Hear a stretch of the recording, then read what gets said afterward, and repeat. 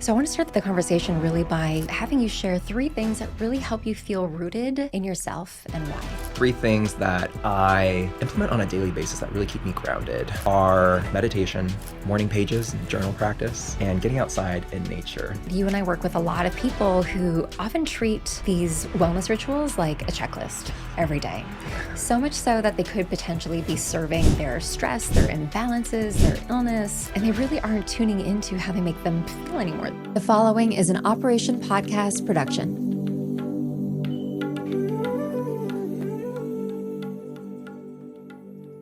Welcome, Dr. Tyler Jean, my sweet friend. Thank you, Mona. It's such a pleasure to be here. Congratulations on your second season of the podcast. Just so happy to finally connect in this way. I was actually giddy this morning coming here to meet you. We'll talk about this, but we had a walk together a long time ago where you just went straight for the heart. And it was so refreshing to be in conversation with somebody talking about health, but we're just talking about a lot of the things that we were struggling with at the time. And since then, and coming to sitting here today, oh my God, everything that's happened in between. So we'll dive into all of that. But first and foremost, this podcast is really about ancient wisdom in our modern world and really how we can all become more rooted again, rooted in ourselves, in our health, in our lives, but also in our inner wisdom and intuition to heal. So I want to start the conversation really by having you share 3 things that really help you feel rooted in yourself and why. Well, first I want to say the feeling is mutual, and it has been a while since our walk. And, 3 things that I implement on a daily basis that really keep me grounded are meditation, morning pages and journal practice, and getting outside in nature. All these actually are part of my morning routine. And the great thing about this is I can take it with me wherever I go. I was actually in Guatemala last week, and so even though I was in a different environment, I was able to bring that with me, and it really anchors me in my day-to-day. I always think that there's a difference between habits and rituals. I think that rituals become you. So no matter where you are, you intuitively do them because it's part of your kind of like internal guidance system of what you need to thrive or not. Right? Absolutely. And I feel like it's almost like it really brings me into my body and the intentional cultivation of these practices that really set me up for my day. And so I really believe it's an invitation to turn inward and the intentionality that you experience and move through life. Absolutely. Okay, so on the flip side, you and I work with a lot of people who often treat these wellness rituals like a checklist every day. So much so that they could potentially be serving their stress, their imbalances, their illness, and they really aren't tuning into how they make them feel anymore. They're doing it because, these influencers or doctors or social media are preaching them as a modality for them to get better. So for you, what are the 3 things that make you feel uprooted and why? So I think for me, just making sure that I'm carving out time for these practices, as we mentioned. The flip side of that too is like overfilling my calendar, my schedule. It crowds out the space that I need for more of that spaciousness to do those things. But nothing feels good when it's like everything's packed. I like to leave room for more of the spontaneity and the day-to-day, even though there are things that I definitely need to get done. The other being, spending too much time on social media. It's part of my business and your business as well. And I kind of made this decision last year that if I'm going to show up as a creator, I'm going to be there to create, not to consume. And so I've really scaled back on being on social and consuming content, and just being more mindful around that. And I think the third piece that piggybacks on this as well is just really being more in the present moment and not feeling like I need to document everything. And, in the past, I got a lot of praise and recognition for sharing my whole life online. Everyone wants to see what you're doing. Everyone wants to see. And for like a brand, business perspective, it's great. And I think for me, it's allowing myself to take a step back and being more intentional with what I share. And it's not with the intention to share, but what really feels aligned for me in that season of life. Oh my gosh, I feel you on that because I struggle so much with wanting to have privacy and, not having everything exposed to everybody, right? And then there's the concept of time. So I feel like, and tell me if you agree, I feel like social media in the 80s, it was soap operas for so many people. They were just like binge watch, and now there's Netflix and social media. But it's the time that we lose that we'll never, ever get back, right? Yeah. Yeah. Absolutely. Such a big I mean, focus for time me. is the most precious commodity this day and age. And there's actually a post that's been circulating around the interwebs. Maybe you saw it. It was from Dr. Will Cole. It was, I think, a month ago. And it was basically talking about how health can be accessible and talking about all these different factors that are zero cost. Yeah. And I was reading through the comments because it got a lot of traction. And one of the biggest, let's say, arguments for a lot of people is the frustration that while these things are, let's say, accessible and zero costs, time is the precious commodity that is missing, that you need time in order to actually engage and do these things. And I really agree with those people. Yeah, and it's ultimately the act of being present in that time, right? Instead of constantly searching for distraction. Right. Yeah. And social media distracts us from being present. Absolutely. All right, so I want to dive into your story. You have such a powerful story, and I think that in hindsight, these really challenging healing journeys often end up giving us our purpose and our passion for showing up, obviously in the way that you have. A quote that showed up for me this morning was from Rumi, and he said that the wound is where the place that the light is able to enter. I love Right? that. Yeah. It's like, that's so true. The light that can just like come from doing that deeper healing. So I feel that. Like, I feel that. Yeah, right? For me, it's like right on my heart. Right. All right. So I know with you, like you embarked on your medical journey after going through some hardships, after some diagnoses. Tell us about that and the journey. Yeah. I got into the medical system, and kind of like my path to medicine came from my own chronic health challenges and really wanting to know what else could I do beyond just kind of band-aiding symptoms in terms of symptom management. So early on, I dealt with eczema and asthma, and then also was experiencing anxiety, but it wasn't later that I ultimately got diagnosed with ADHD. The two that really I struggled with the most, and really I think like outward facing, was something that I struggled with, was both the asthma, because as a competitive athlete, I was an elite swimmer, 15 years, I swam in college, but asthma impacted my sports performance. And then ADHD really impacted my school performance. And there were two areas that I really wanted to excel in. And I really saw athletics in school as my path to this path of achievement, of accomplishment, to succeed. And so I put a lot of pressure on myself to do well in those areas. And I look back on that experience, and it's got me really far in life. There's many things that, life lessons I've learned from those, and even to the point too, it's sometimes our greatest struggles or wounds that really end up being our greatest gifts. And so it was, for swimming, I remember going to the doctor when I was struggling with asthma, and it's like, well, we have two options. We can put you on an albuterol inhaler, which is short acting, but we can also put you on a steroid inhaler too. And so they put me on Symbicort, and while this allowed me to do my activities day in and day out, it never really addressed why the asthma was there in the first place. My dad had asthma, and so asthma and eczema also run together in this triad. And so, I kind of just, at the time, just surrendered to the belief that this is just something I have to deal with the rest of my life.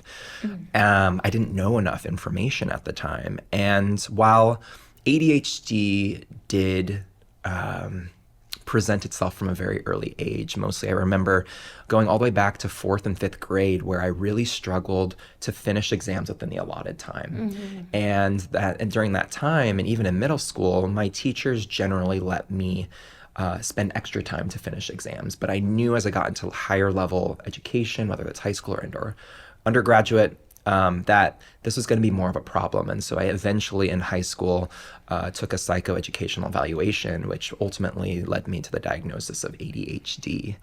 And, through that, they ended up prescribing me as, options, stimulant medications. So these are a class of compounds called sympathomimetics. And so they stimulate our sympathetic nervous system to help us focus.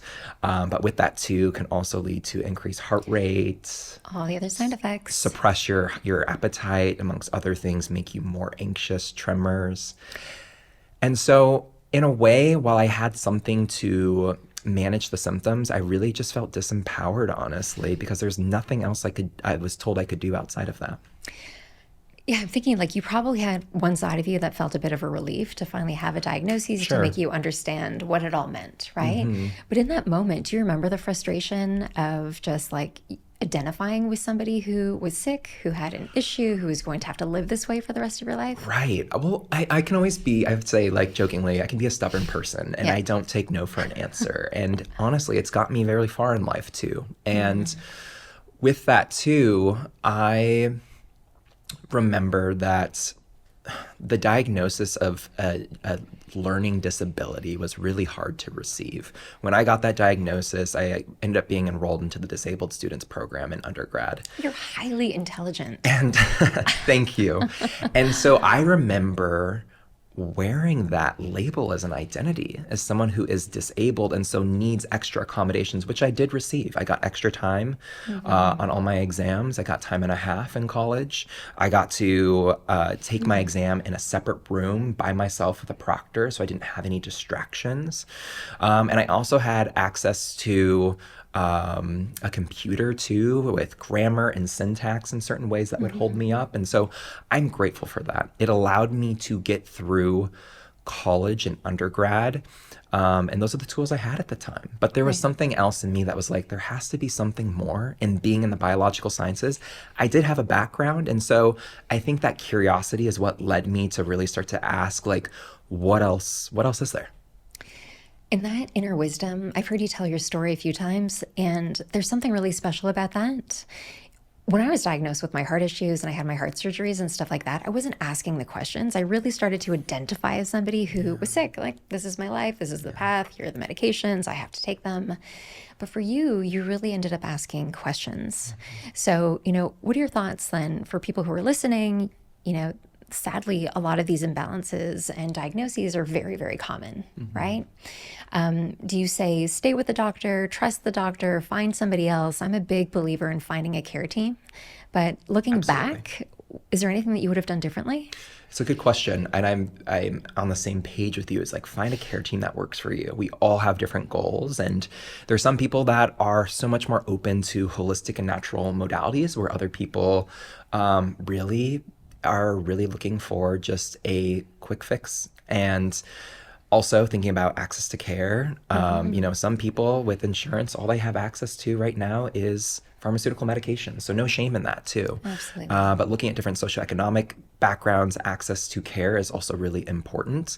And I think kind of just gauging the person's interest, where they're at. I think curiosity is such an important trait, and what you may not be aware of, it can lack curiosity. So I'm all about, patient empowerment. I want to really empower people with the knowledge to really feel like they can go to their doctor and have informed conversations with them, where there's not this power dynamic where one knows more. I think we are all capable of understanding our body. We all have this innate intuition and have an understanding of what's going on to some capacity. And I think trusting that and finding someone that is going to advocate for you and listen to your needs, as opposed to, there's so much rampant gaslighting in the medical community right now, and people sharing their story. And so I want to take a quick break from this episode to thank our amazing sponsors, Biomarkers. Are you tired of feeling tired? Do you always hit the snooze and then slam your head right back down on the pillow in the morning? With all of the things that you have to take care of at work, at home, with your family and your friends, it is no wonder that you feel so tired. You take care of a lot of different things. So what's the solution? Well, I love to recommend supplementing with a full spectrum magnesium supplement, and my go-to is Magnesium Breakthrough from Biooptimizers. Magnesium Breakthrough is an all-natural supplement that helps you reduce fatigue and sleep more peacefully. It even strengthens your muscle and improves your heart and brain function. While most magnesium supplements aren't full spectrum, Magnesium Breakthrough is the only magnesium supplement on the market that contains the optimal ratio of all 7 essential types of magnesium. Their formula includes cofactor ingredients to multiply the delivery of magnesium to every cell in your body and absorb at a very high rate. Not all formulas do this. Imagine having the strength and the energy to get out of bed every morning and face the day boldly, courageously, to be able to show up as your best self and keep that energy up through the day and into the night. So if you want to feel more energized and get the best night's sleep that you've had in forever, give Magnesium Breakthrough a try. For an exclusive offer, go to buyoptimizers.com/Mona and use promo code MONA, that's MONA, during checkout to save 10%. I'm a big believer, like, just imagine a world where your doctor was your partner in healing. Right. Right? Yeah, Like, this how kind of good like that teammate feels. that you can do this together and we're Yeah. working together. But at the end of the day, too, health is a personal responsibility, right? And no one is going to have more stake in your health than you. Yeah. And so did you ever get to the root cause, this concept that's trending today, getting to the root cause of your asthma and everything?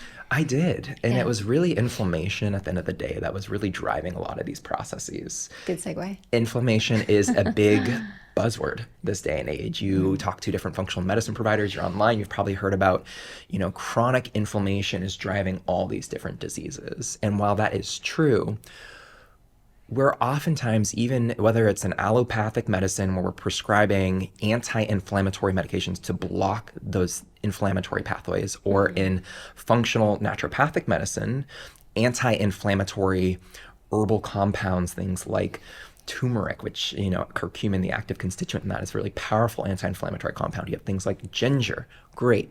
I love them. We can also use them as food as medicine. But I think we can miss the mark where we're treating still the downstream sequelae or byproducts of inflammation without actually asking, what are the inflammatory generators, or what is actually causing inflammation in the first place?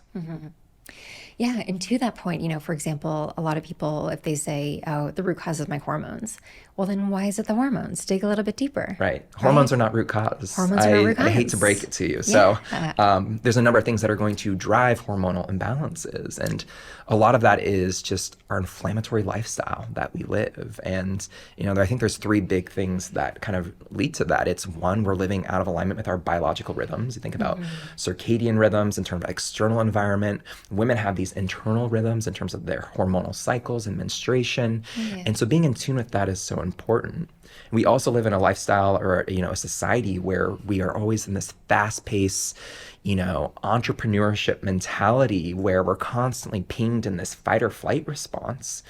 And then we are also set up with our backs against the wall where we have a food system that really subsidize a lot of ultra-processed food and monocultural practices, monocropping practices, and a medical system that is really putting out fires by managing symptoms without actually getting to those root causes. Absolutely.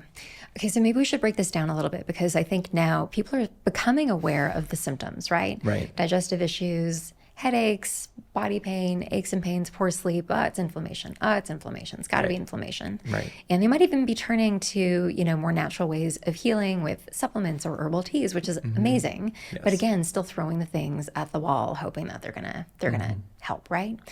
And so in our world, inflammation can often go unnoticed for days, for months, or even years before it turns into something that feels a lot more inflammatory to the body.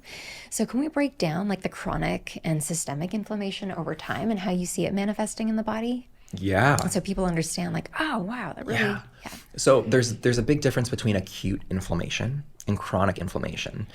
I don't think people realize inflammation is actually an adaptive response that is beneficial to initiate wound healing. So it's actually supporting healing. It's a beautiful thing. It's a beautiful thing. So in the acute phase, this is great. An example of this is you go to the gym, you lift some heavy weights, you're sore the next day. You're actually breaking down your muscle tissue in order to create, and then there's a stimulus response from that breakdown of muscle tissue, aka inflammation, that actually signals muscle protein synthesis to build that tissue back up. It's a wonderful thing, as you mentioned. The issue becomes, or what we deal with that is problematic, is chronic inflammation, where inflammation has gone unchecked and that those acute mechanisms never resolve, and now chronic inflammation sets in. And chronic inflammation is at the root of all these chronic health issues. I actually, on my website, you can find this graphic that I've created, which has chronic inflammation in the middle, and it connects to all the different medical conditions that we diagnose that are related to chronic inflammation. There's over 100 different conditions on there, from autoimmunity to endometriosis to migraine headaches to IBS to inflammatory bowel disease, you name it, allergies. All of these have an inflammatory role. And so we need to really ask, where is the inflammation coming from? And there's really 8 core inflammatory triggers that I really see.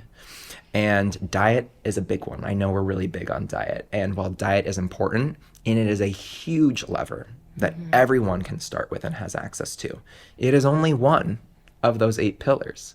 So for some people, they may clean up their diet and they're eating a very wholesome, nutrient-dense diet, but they're still dealing, as you mentioned, with the hormone imbalances, the fatigue, the sleep issues, weight fluctuations, etc. So then we need to look a little bit deeper and look at some of these other factors.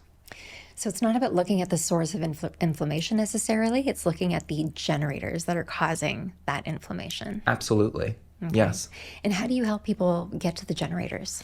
I think for each person, it comes down to a detailed history to really understand their timeline, which we talk about a lot of time in functional medicine and naturopathic medicine, and to also use diagnostic lab testing too, looking at certain markers, looking at what does their metabolic health look like, right? Let's see, like, what does their stress look like? What does, certain environmental factors look like as well? We know that high insulin, hyperglycemia, people with diabetes, there's lots more inflammation in the body.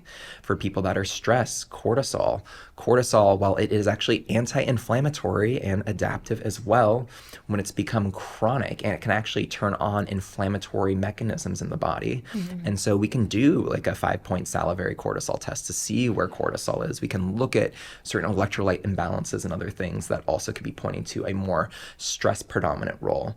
And then when it comes to environmental toxins, we have things like mold, which is a big topic of conversation and very ubiquitous in our environment, as there are so many water damaged homes that people are living in. But other things from heavy metals and plasticizers and all these different things in our environment, it's slowly looking at each of these pieces, that person's environment and the things that they're doing, and how we can take small steps to make improvements to reduce that total inflammatory burden. Gosh, there's so much. So, in order for people to, let's say, use the gift of modern medicine and say, okay, you know what, I really want to dive deeper. I want to understand this body, this constitution. What key lab biomarkers do you typically ask your clients to run? Yeah, first and foremost, and most of these can be covered by insurance, a high sensitivity CRP or a CRP, C-reactive protein, is a marker secreted from the liver that is going to look at inflammation in the body. The higher the number, the more inflammation. The only caveat is, while it shows there's inflammation in the body, it doesn't show what it's coming from. It doesn't tell you why, right? So you have to investigate that. You can also look at, from a GI perspective, calprotectin, lactoferrin. Those are also inflammatory markers that we would often see with inflammatory bowel disease and things like Crohn's and colitis. You can have ESR, is a simple marker that you would typically get on a complete blood count that people can run, can look at non-specific inflammation. And there's also ferritin, actually, that a lot of people don't realize. That a lot of people think about stored iron, but high ferritin can actually be an acute phase reactant for inflammation as well. I never thought to run that. Yeah. Omega-3s are another one too. We're talking about food as medicine, but omega-3s are potent anti-inflammatories. So you can do something like an omega quant test. I don't know if you have a favorite test for looking at your essential fatty acids, but little finger prick that you can do at the comfort of your home. You send it back and it's going to look at the saturation level of your omega-3s and your omega-3 to omega-6 ratio. And you really want to have a percentage above 8% for your omega-3s, somewhere between that 8 to 12%. And that ratio, you're going to want somewhere to be like a 2 to 1 upwards to a 4 to 1 in favor of your omega-6s. Okay, we'll talk on ways to improve those things. How often would you run those as biomarkers throughout a year? If you're really working on lowering inflammation to the body, you found out that some of these are elevated, you've got some work to do, or are you checking quarterly? Yeah, quarterly. Quarterly? Yeah. The body, every cell in the body turns over about every 120 days. So about every 4 months, we are basically a new human in that capacity in terms of the cell turnover. So I like to look around that 3 to 4 month mark once we start to, one, assess it and get a benchmark of where we're starting, and then after implementing many of these things. I love that you went through those because I think a lot of people, they're hearing about all of these incredible products to try and different types of diets to do, but they don't understand why they're taking them or trying them personally, right? By taking a bit of the guesswork out of it, you at least have some sort of guidance to understanding what you're trying to work towards. And then you can see the results, right? Absolutely. You can understand what works for you, what doesn't work for you. So you can go deeper into the healing journey, right? I think some people, you often say test, don't guess. And there's a lot of people, I'm one of these persons too. It's like, show me the objective data so I can see it for myself and where I'm starting. And I think maybe it's my athlete mentality in some way. I kind of like to see that progress, like the start to finish, and kind of, being able to quantify with lab markers is really helpful for me to really hold myself accountable to the things that I'm doing. 100%. And I think at the end of the day, I'm like you, like quantifiable data. I want to see the numbers move up, move down based on my efforts. But otherwise, I think the general gauge is waking up and asking yourself how you feel every day. Yeah. So also subjective too. We can't just treat the lab values. And how many people go to the doctor and they get all their blood work back, and that's like, well, everything is in normal range. It looks fine. But you're like, I don't feel good. Something's off. And so we need to not just treat the labs, we need to treat the person. So for the people who might listen to this and say, okay, you know what, I'm not quite ready to go that far, but you know what, chances are I'm exposed to some inflammation around my home. So let's start with the food category. Yeah. So basic elimination things that people can do to lower inflammation in the body. Yeah, I mean, I start every person, we're trying to figure out, are there certain foods that are causing inflammation in my diet? And how do I figure that out? An elimination diet is really gold standard. And there's a lot of great research and data on the elimination diet for a lot of chronic inflammatory conditions. And so for this, you're usually eliminating your common antigenic foods. These are allergenic foods, things like milk and milk proteins, eggs, peanuts, shellfish, chocolates, gluten, and certain grains. And with this, you're eliminating it for anywhere from 30 to 90 days, and then you're systematically reintroducing it. Now, during this time, you're also keeping a food diary to kind of see, have the symptoms changed from baseline before and then after removing those things. And so the other thing too, when you are implementing someone's elimination diet, I always screen if there are any eating disorders. And I think that's something important to consider as well, because you are restricting and removing certain foods.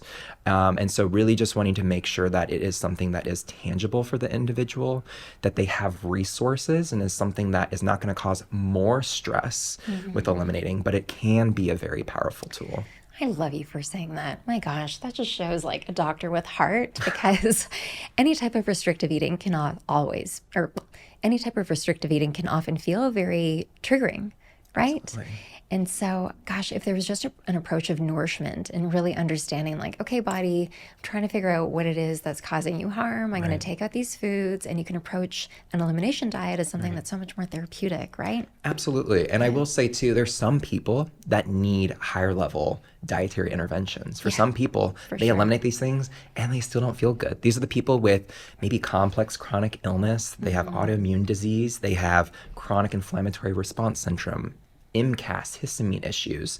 And for these individuals, I often actually start them at a higher form of elimination diet. This is either going to be an autoimmune paleo diet, which is actually going to remove all grains. It's going to remove legumes as well, some of these other healthy foods, because there's usually gut-based issues where they're a little bit more sensitive. And for those people that are, very sensitive, a lot of histamine issues with the gut issues, I may even, and I have started people on a carnivore adjacent diet. And, there's not a lot of literature looking at this, but for some people, we need something that is going to drastically drop the inflammation to improve their quality of life so that they can start getting the ball rolling and some momentum as we're working on those root cause health issues. And it's so empowering, right? Like you're actually figuring out in real time what is helping you feel better every day or not. And you've been such a great advocate, like, trying everything that we preach other people to do. Absolutely. You were the first person online, and sometimes it looks challenging. But I think that there's always something at the other end where I think that if you can do things for yourself that help you empower your way of being every single day, you become your own healer. You know exactly what to do because you're in charge, you're taking control, and you understand exactly what you need and how that can change season by season. Absolutely. I almost think, it's coming from a place of empowerment. And I think familiarity also breeds in a way comfort. Like it's just in that inner trust that it's like, okay, I got those tools. Like I can navigate this. I've navigated before. I've experienced this. And so I think it provides that trust in self and knowing you have those tools where, in my opinion, I think that a lot of fear around a diagnosis and potentially a life-altering diagnosis, should I say, is the fear of not having the tools to navigate this, not having the trust in yourself or that the body is attacking you in some way. And so, having that knowledge and having gone through it, I think just instills so much more trust and confidence in the process. That's such a good point that you brought up. When we think about a lot of these autoimmune diseases and cancers and stuff like that, I think there's a lot of anger and frustration towards the body that stems from that. And even the concept of fuck cancer or something. And it's just like, well, no. The cancer is actually there to help you heal for autoimmune. It's the same process. Your body's turning on this resilience in order to protect you, right? It's a reframe for sure. And, I often say that the biggest difference when people are like, well, what is naturopathic and functional medicine? How does it differ from allopathic medicine? I get that question a lot. In addition to having a very diverse, holistic toolkit of modalities outside of pharmaceuticals and surgery, I often say it's working with the body's innate intelligence. It's working with the body, not against the body. A lot of times, allopathic Western medicine is looking at how we can suppress a certain biochemical pathway with pharmaceuticals, or we are cutting out that pathology literally to create a cure, as opposed to, again, the curiosity of how did that get there in supporting the body's own innate capacity to heal. And so with things like cancer, there can be like this war on the body as opposed to, I think, chronic illness and even disease, even though it can be so uncomfortable and frightening, like there's an invitation and an opportunity in there to really become more connected to self. I love that. Your body actually being the tool to help guide the way. Absolutely. There's so much wisdom in the body. Yeah, I think that needs to become more conversation. I know it certainly is in our world, but the fact that allopathic medicine is really antiquated, right? There's definitely a time and a place for it, but I think that the simple question of why, but why? Right. Why? Well, and then to your point earlier, build your care team. You can have your allopathic provider that advocates for you, is going to and is going to be able to prescribe certain medications, or if there is the need of higher level intervention of a surgery, you have that. And then you have your functional naturopathic doctor that's going to look and explore more of the root cause perspective and treat you as a person overall. Then maybe you have your energy healer if you're into, Reiki or acupuncture or shamanic work. And then maybe you have a chiropractor or PT that's looking at the more the biochemical structure or biomechanical frame of the individual. So, that is where it's like, find what works for you and what is going to help to support every pillar of your well-being. We'll dive into those modalities. It's something that I love that you mentioned, though. There's a lot of people out there who are doing a lot of these things, but they're still not waking up feeling their best, right? Are there any other audits that you typically take people through outside of biomarker testing, outside of food? Yeah. So first, I love to ask, we talked about food, but I will usually always ask, are there any foods you eliminate? And if they do, why? I always ask why, not just assume, right? Yeah. I want to know what symptoms they're experiencing. Usually that leads to a lot of gut-related issues. I feel like there's always something of like bloating or diarrhea, or I notice I'm more constipated, abdominal discomfort. And so we know that the gut is very trendy. That gut issues can cause a lot of inflammation as well. And this is related to gut dysbiosis, overgrowth of different types of microbes, whether that's yeast or bacteria. And then also there's certain type of gut infections that can happen too. There's bacterial infections, there's parasitic infections that can create a whole host of inflammatory environment. So we're always looking at the gut for sure. Another area I'm always asking about is the mouth. The mouth and Right. oral health is really the entry point to the rest of the gut. It is a part of the gut, right? It's not separate from the Absolutely. gut. And so I'm always asking about and looking in the person's mouth, looking at the tongue can tell so much about someone's mouth, asking about dental history as well, if they've had any dental procedures, implants, cavitations, root canals. And then I will also always ask about different exposures, where they live, what's their occupation, because this can all give me a little bit of insight of what are some of these day-to-day things that potentially they could be exposing themselves to. Are you a hairdresser, or do you work in a laundromat? Are you in construction, right? Are you working in different manufacturing power plants? Because this can expose you to different types of environmental toxicants that can contribute to your total inflammatory burden. And the last one that I will always ask as well is if there are any foreign substances or objects that have been implanted into the body. Speaking to, the body is always working to maintain a harmonious state of balance. And if we put something in the body that is not supposed to be there, it can lead to chronic reactivity and degeneration over time. And a lot of this depends on, one, what is that person's total inflammatory load? If it's very low and they're adding something in, maybe you don't notice a lot of the symptoms versus somebody that has a really full inflammatory bucket and you're adding this other piece on top of it. It can kind of be like the straw that broke the camel's back. So certain things that I will ask every person is, for women, a big one too, all your cosmetic procedures. Have you gotten fillers, dermal fillers? Have you gotten breast implants, right? Have you gotten any other implants, whether they are medical device implants, if they are metal implants somewhere? And then even I have found things like hernia mesh material. Oh my gosh, really? Have caused this phenomenon called Asia. It's autoimmune symptoms associated with adjuvants, something like that. Autoimmune inflammatory response syndrome induced by adjuvants, I think is what it is. And adjuvants, when entered into the body, can cause an immune response. And it can basically be based on the person's unique set of genes, cause chronic reactivity.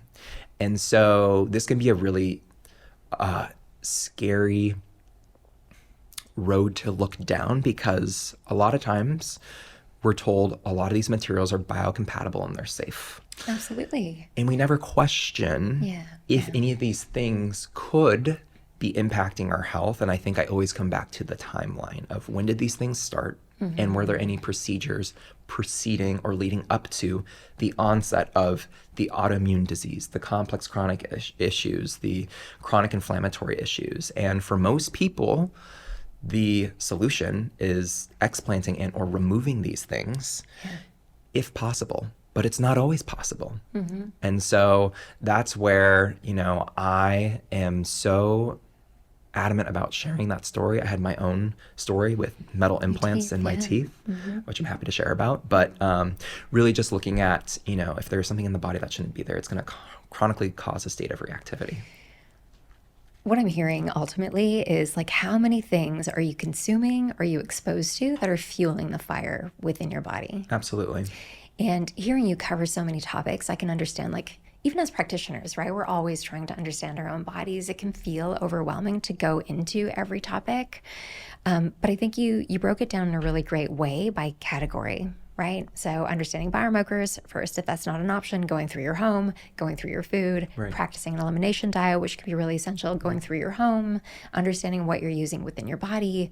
Something that's really powerful, though, that you mentioned is this idea of our gut microbiome. Everything from your mouth to your anus. And if there's any type of imbalance or symptom that exists in between, that's a sign of inflammation that must not be ignored. Absolutely. And I think one of the things too, the gut, while there is inflammation involved, there's also two other factors that can contribute to gut issues that are almost like higher level, that like if we don't address these, it's going to exacerbate those underlying gut issues. And those two things are mold and mycotoxins, so mold toxicity, which can colonize in the gut and cause inflammation in the gut dysbiosis. And two is nervous system dysregulation, stress. When we are stressed, it impedes how the motility of how our stools move through our gut. Stress and cortisol also pokes little holes in our gut that increases intestinal permeability, which creates a portal basically for undigested proteins and bacteria and other things in the gut to seep in and react with our underlying immune system and go into systemic body-wide circulation. And so if we're not addressing these things that are causing the gut to be more permeable or to be dysbiotic, we can do antimicrobial formulas. We can do protocols to heal leaky gut. We can treat the parasites. But, if we're not actually, looking at these other external factors in a way that are causing the gut to be in a imbalanced state, it's just going to come back. Oh my gosh. Yeah. Let's dive deeper into this, because you and I have had this like parallel story of overcoming mold, being on this journey of personal growth, addressing nervous system, going through deeper stress, underlying root causes that really had nothing to do with food or anything else. And now the work that's coming, the beauty also from doing this deeper work. So I'm convinced that, after COVID, my body was just in this state of stress. And as a woman, as a mom, I would just like muscle up, just carry through, get things done, and just kind of swallow it all. But then my sleep started to decline. And I noticed I was getting 20 or 30 minutes of deep sleep every single night. 20 to 30 minutes. Wow. But again, it's like, oh, well, you know what? Life is busy. There's a lot happening right now. Sure enough, I did a 3-day water fast, and it was like torture, right? I just opened the floodgates for all the toxins to be like, here we are. So did it kick up a lot of symptoms for you? Everything. I think I gained 5 pounds of weight. I could not sleep. I felt nauseous. I felt like vomiting. And a lot of the people around me were like, I feel so amazing. This is fantastic. Fasting feels so great for so many people. But for me, it was like, uh-oh, something's up. It can be a stressor on the body. Hugest stressor. Yeah. So I'm really happy that I did that, because that opened the door to this mold journey.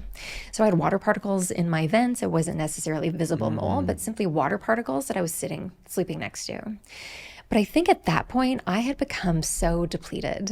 And this was happening simultaneously at a time where stress was really at a high. My career was really, really busy. There's a lot of things happening in my life. And like beautiful things, like being busy can often feel really rewarding, and like opportunity is fantastic, but I was struggling. And so, share with us about your journey. So share with us about your journey in overcoming healing. You were so great at showing like what was working for you and what wasn't. But also, you put up a couple posts that declared the impact that stress was taking on your body, the fact that you needed to take a break, the fact that rest was actually the primary source of care that you needed at that time, rather than the following protocol. Right. And I mean, it makes me think of how it's easy to just like someone tell you, this is the steps, A, B, C, you follow this protocol and you just follow the instructions, you take the pill, it's as prescribed, right? Easy. It doesn't require a lot of active engagement in your day-to-day. I think why for a lot of people struggle with actually healing some of these more complex things is because it requires a lot more work that can become almost like a full-time job in and itself. And we don't give ourselves enough of the capacity and the space to actually do that work, because we are so busy, because we have so many things going on in our life. And, for some people, if you're not prioritizing your health, well, you're going to be forced to prioritize it later on in life, unfortunately. And usually that's in the diagnosis of some type of life-changing disease. And, for me, I was just doing so much and go. And I was traveling, and even though I love travel and it's such an enriching experience for me, it is hard on your nervous system. It is a stressor on your nervous system, constantly picking up and moving around the world and being in different environments. I mean, the radiation of being in airplanes and going through TSA all the time, not getting as good sleep, dysfunctional circadian rhythms, eating different foods, different microbes. Different times, different everything. All of it, right? And I don't know if you've experienced this before, but sometimes when you have all this knowledge and you're in the space as a provider or practitioner, I just thought to myself at some point, it's just like, well, I have all this knowledge, so like it just doesn't affect me. Somehow I'm immune to it. Totally. And then I think I got back from my travels, I started to settle, and it was almost like my body was holding up well, because when I was stressed in this way, it was kind of like like my body was in this survival based state, but it was managing all right. But as soon as I like landed, it's like all of a sudden, like I was like, something isn't right and I don't feel well. And that's where I started actually investigating and doing a lot more lab work. And like I got diagnosed with mold toxicity, small intestinal bacterial overgrowth, and parasites all within a week. And I'm just thinking like, really? Yeah, like this coming off of you. I saw you before that and you're like, you were in perfect health. You were traveling the world. You seemed like you were really great. And yet here your body is. And so for me, I was really frustrated because I've done so much for my health. I've invested a lot in my health. And I think there are two big things that I took away from it.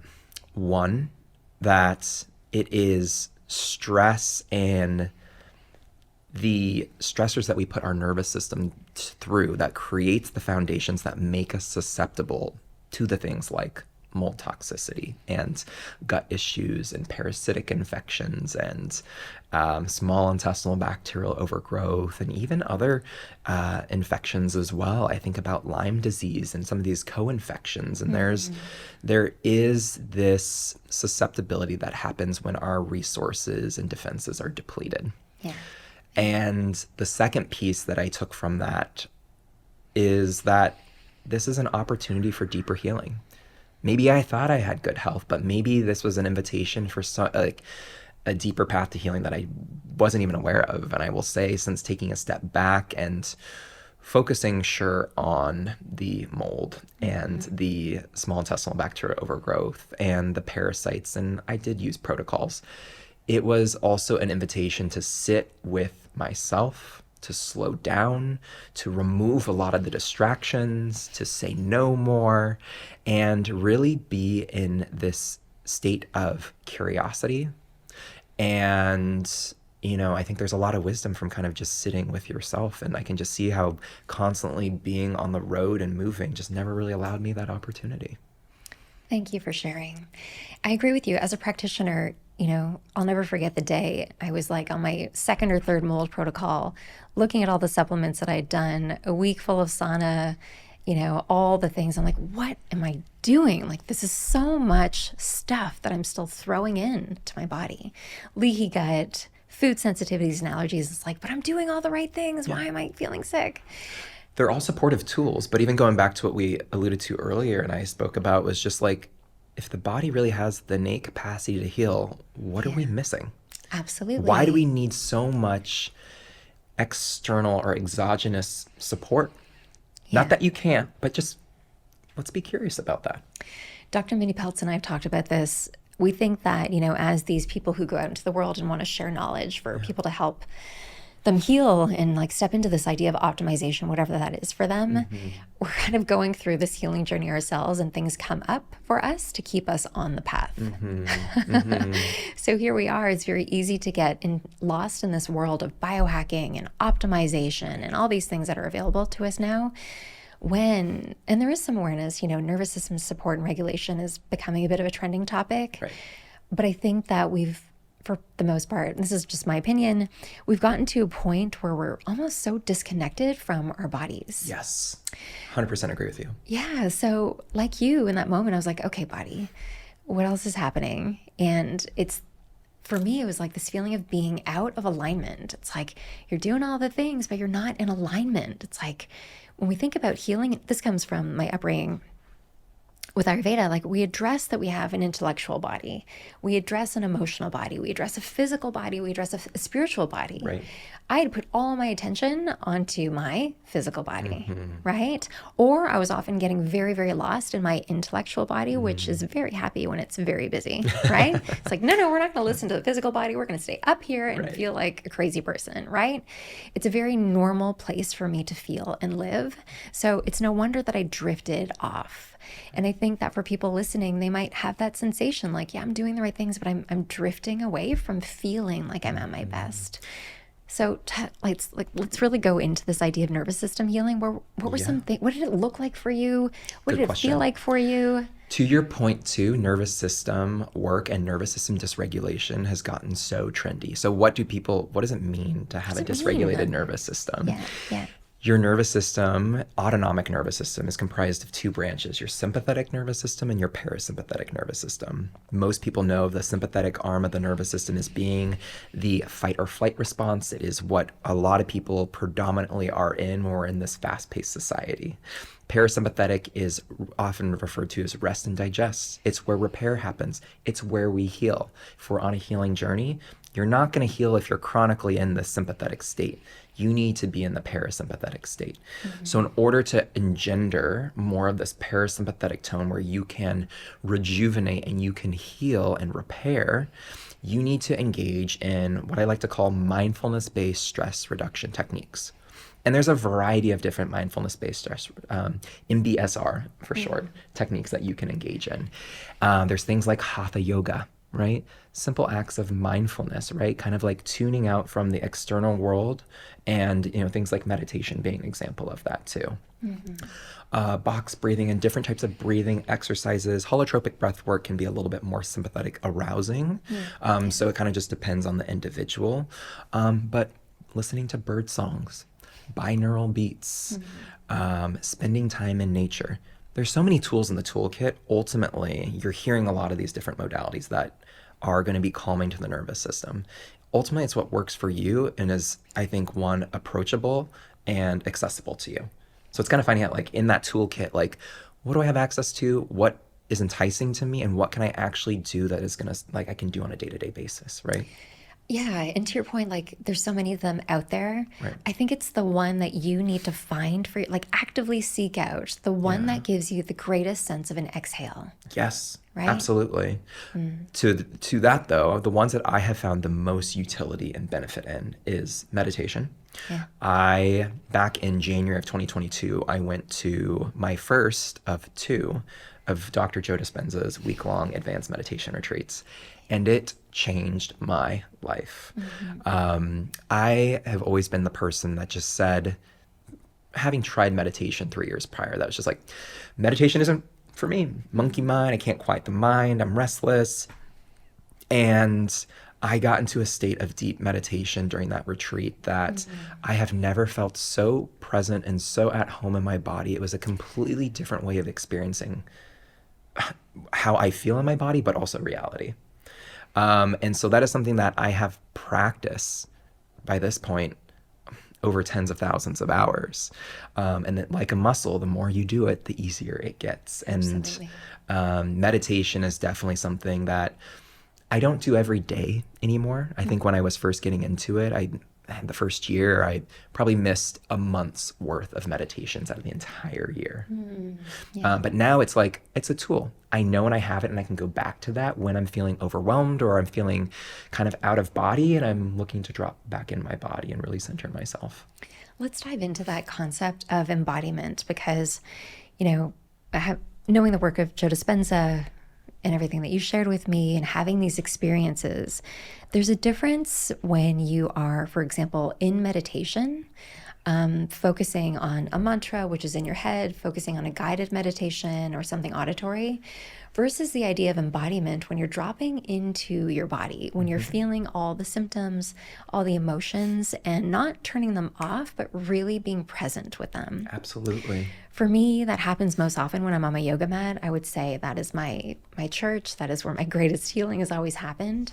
It's almost like this vessel where I can just release and surrender. Nature is also one of those things. But I think even as a woman, I thought, oh, I'm a woman. I know how to be in my body. I know what this means. But I think living in today's world and the expectations that we have on ourselves and from others, I swallow a lot of the emotions. And I was like, no, can't feel that right now. Can't feel that right now either. Let's just put this down, way down there. And doing this deeper work now where it's like, oh my God, there's a lot of sadness in that.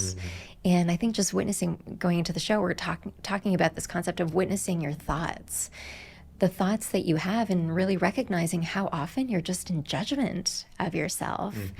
Those thoughts are then being communicated to every single cell in your body. And then you question, well, why are you really inflamed? Why do you feel inflamed? Right. Don't go look for the next diet or protocol. Like, sit with the emotions that are within and see what comes up and let that guide you to what's next. What I'm hearing is that presence really leads us to a deeper state of feeling in the body that is the invitation to healing. Absolutely. So yeah, I totally agree with you in that too. It's just, and I think I look back on, I took a big step back from social and medicine for 2 years. And the greatest gift I say that I gave myself was the spaciousness to just be, to be in my own space, to be present with myself, and the curiosity to sit with those parts and really look at what are the parts that I have compartmentalized. Because when we're kind of shoving those things down, it's uncomfortable. We don't have time for it. So we kind of just compartmentalize that. We file it away.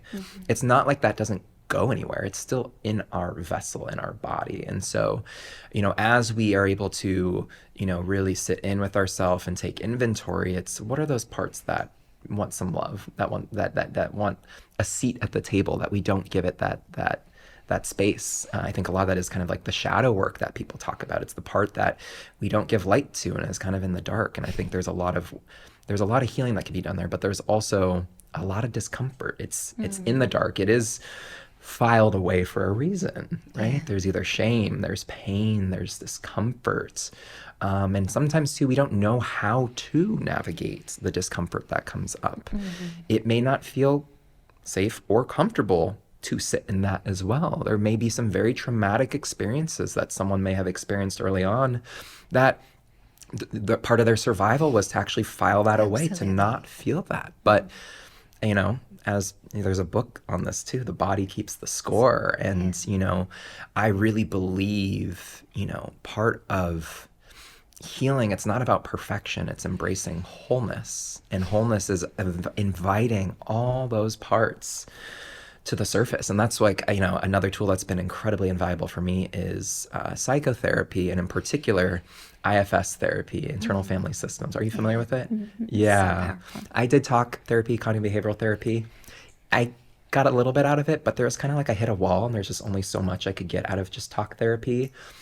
IFS it has nothing to do with family. But what it is, an invitation is to actually, with another provider, to invite and sit with those different parts, and somebody to help guide you and direct you with what comes up somatically in your body, and to give voice to it. Such a powerful practice. And it is scary for a lot of people, but this is where I think asking for help or guidance in the areas that you need can be so, so powerful.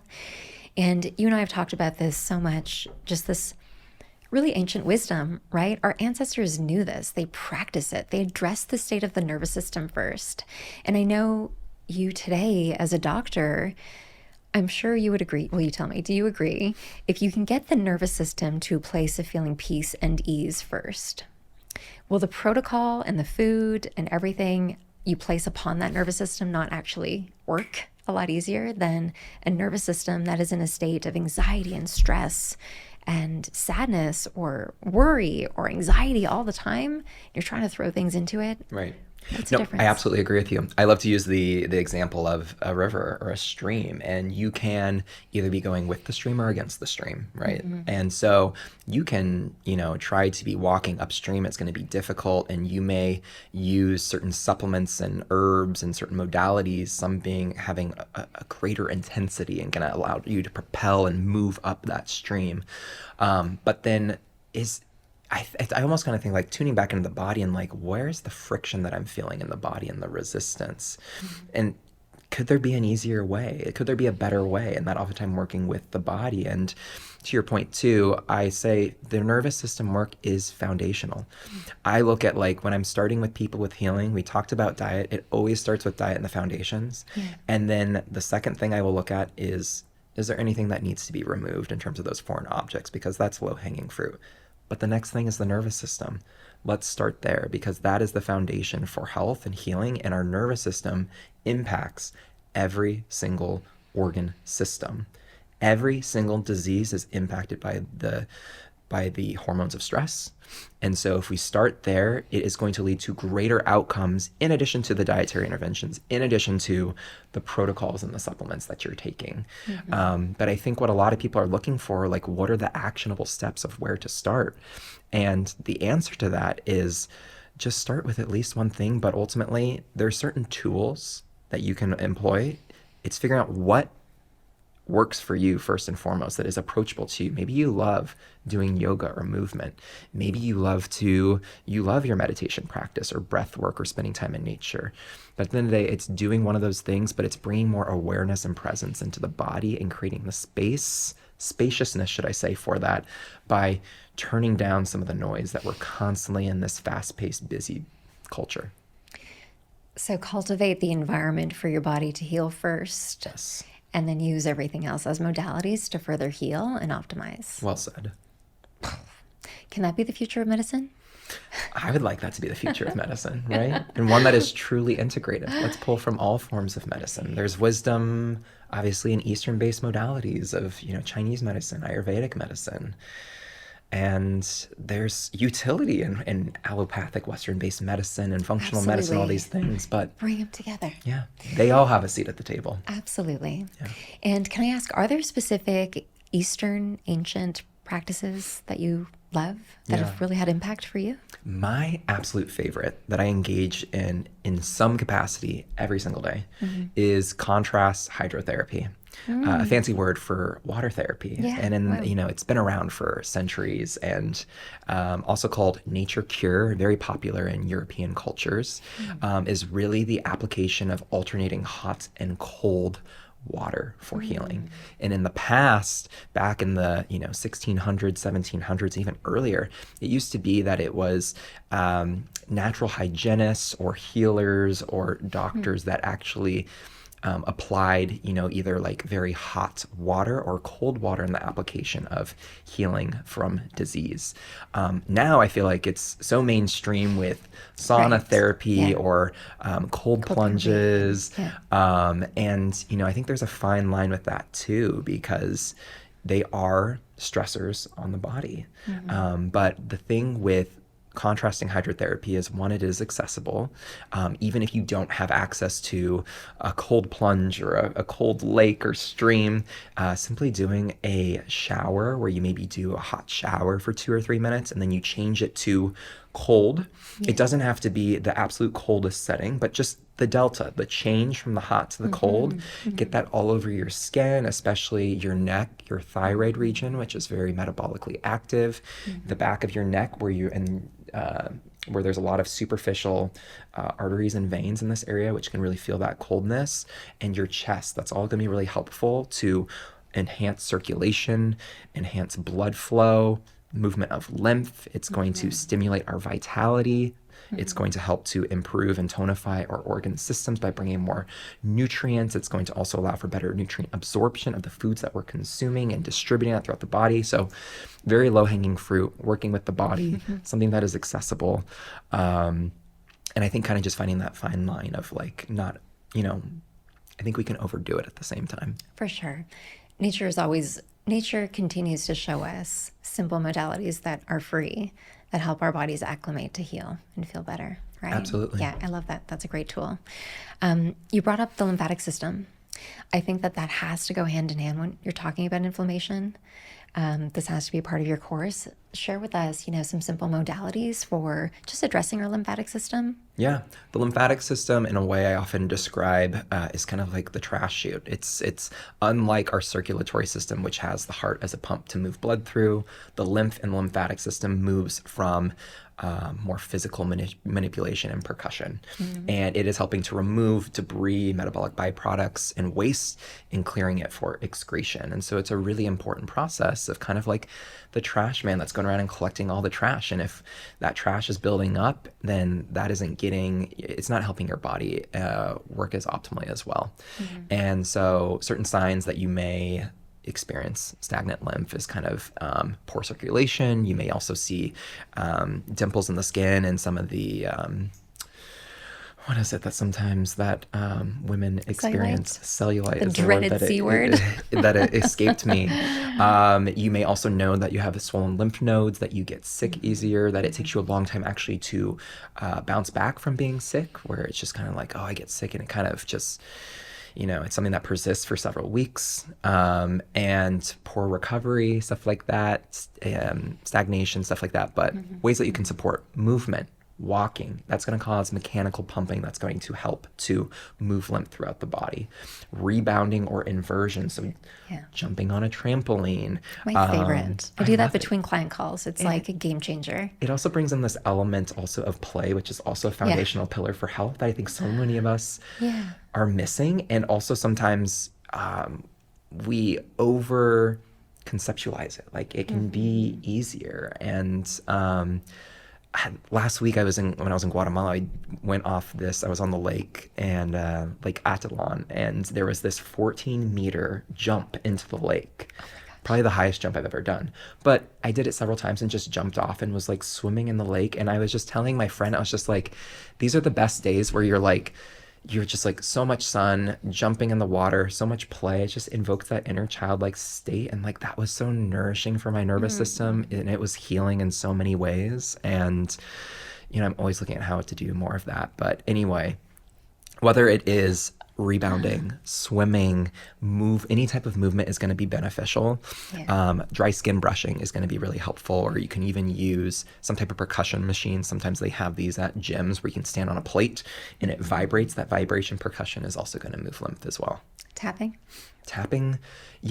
body work, right? Any type of body work can be really helpful too. There's lymphatic massage, so it's different than deep tissue where you're really getting into the muscles. It's lighter strokes that are leading to stimulation to move lymph and coax the lymph through those lymphatic vessels for drainage. I think living in today's modern world, everyone should treat themselves to lymphatic drainage massage regularly. I am such a fan of lymphatic drainage massage. And I think a lot of people get into it for the cosmetic benefits because usually there's a depuffing component in it. And less water because you're really helping to move that stagnant lymph and getting things moving along. And so there's a big detoxification process as well. Like lymph goes hand in hand in that way. And also, a lot of our immune cells are moving through the lymphatic channels as well. And we know that the immune response is part of the inflammatory response as well. So if we want good circulation of immune cells to help us overcome sickness and to allow those inflammatory mediators to go out and do their job, we also need healthy lymph as well.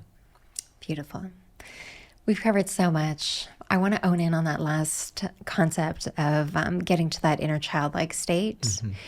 And how that relates to the experiences that you've talked about through meditation, through your time with Joe Dispenza, through experiences happening within nature, and ultimately that active presence, right? So when you jumped off into the water, you were just so present to the moment. And when you were speaking, I kind of just visualized as like radio dial turning down all the noise on everything else that was happening around you so that you could just be so in tune. Right. Is that not lowering inflammation? It is absolutely lowering inflammation. It's reducing perceived stress, right? And I think there's so much medicine in that when we're in such a fast-paced world. And there's something about that like childlike state of wonder and seeing life through these rose-colored glasses where, it's just the imagination, the creativity being in the present, and that just the innate desire to play, which is within all of us. But at some point we get older and it's almost like, it's not accessible to us, or that's not something you do or engage in as an adult. And I think we could all benefit from a lot of that. And that is the medicine. I mean, I kind of think about, in a lot of these longevity spaces, it's connection, it's laughter, it's play that is such an underrepresented pillar for long-lasting health in a world and in a society, our Western society, where we're so focused on the mechanisms and the evidence on how to heal. And I think it's a missing link and a missing piece in a lot of people's health journey. Seeking more awe, seeking more wonder as part of your healing protocol. Absolutely. Have you read Quantum Healing by Deepak Chopra? No, but it is on my list. I literally just sped through it. And I've known about it for years, but I think books come into your life at a time when you need it. Absolutely. And it's just playing all the right notes. And he talks a lot about this. And ultimately, when you're in those moments, just pretending, visualizing, I'm sure people listening, just like remembering what it's like to be a kid. It's meditation. You have no choice than to be hyper present to the moment that you're in, right? Yeah. Nothing else matters. And, the work that now we can measure the frequency of emotions within our body and the capacity of those frequencies to help us heal, right? Absolutely. So And powerful. it is the energetic body and the level of the frequency that carries information that is informing our physical body. Absolutely. So if you want to change matter, change the field that is informing matter. So with that said, kind of closing this off, do you think that healing has to be a journey, or can it be instant? I feel it's a good question. Tuning into that, I feel healing is a choice. We can choose to play the victim and to take on the identity of that sick person. Or we can use it as an opportunity and lean into it with curiosity. And even though we may not have all the information accessible to us, leveraging other people, not getting discouraged, and keep looking at other avenues to explore. Maybe you've tried a bunch of things and you are discouraged, and to my, what I've said in the past is just like, well, you just haven't found it yet. Like, keep asking more questions, be curious. And just as like, I really believe happiness is a choice. Life can be uncomfortable. There can be external circumstances that are out of our environment, but I am of the belief, like, even though things can be uncomfortable, it doesn't mean that you can't choose to be happy and not let life's external factors dictate how you experience life. I wanted to ask that because I think what you said earlier was so powerful around it's really the choice that you take. You know, that healing is going to be really hard, or that you see this body as a beautiful gift and it's one vessel that you get and you get to optimize it, right? It still is a journey though, right? I think it's accepting that it's going to take time, and I don't know how long it's going to take or how I'm going to get there, but knowing that the commitment I am giving to myself is that I'm going to show up, I'm going to try, and that it is possible, and the willingness and the courage to continue to show up on that pathway, not knowing of the outcome. I think that's the medicine. That's the piece I think a lot of people need to tune into and lean into. That is it. Oh my gosh, so good. All right, some quick rapid fire questions to wrap this up. All right, what is one way that women are making healing and health too complicated? I think the answer's in the question. I think it's overcomplicating it. Yeah. Thinking that health needs to be complex. Getting back to the simplicity of things, right? I often say you got to start with the foundations for health, right? So start there, and then you can start to investigate onto these other root cause factors, next. But naturopathic medicine, it always starts with the foundations.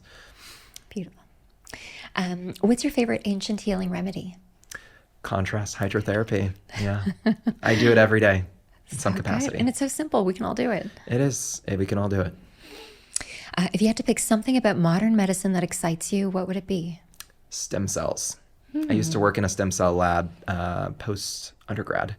I was working with a retinal biologist studying age-related macular degeneration. And we actually used stem cells in a pilot trial back in 2016 in partnership with Pfizer. We had 4 subjects where we reversed their vision loss from age-related macular degeneration with stem cells. Come on. Right? I didn't know this about you. Yeah. It was so cool. This is why I love science. Like, the future of medicine can look so exciting and beneficial. It really can. Even 3D organ printing, that's really interesting to me, and where that direction is going. Incredible. All right. What are 3 things that we can start doing right now to optimize our hormones? Okay.